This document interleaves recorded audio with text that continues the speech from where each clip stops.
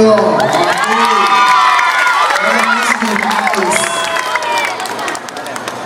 Ayan. Asok ka po? Asok po? Asok ka pa? Asok pa yan? Ayan. So, Ice, how are you, Ice? Oh, she's fine. Okay. Ice, ang magbibigay sa'yo ng question ay si Ma'am Maureen. Siya rin yung magbibigay sa akin ng gift check mamaya. Kaya galing ang may sagot mo, ha? Nabibigay. Joke lang yun, Ma'am. Joke lang totoo. Okay, Ma'am. Question na po para po kay Ice. Hello, Ice. Hello, Nico. Ready ka na ba sa question mo? Opo. Okay, here's your question. Mahilig ka daw magbasa ng book? Totoo ba yun? Opo. So, ano yung palagi mong binabasang book at bakit?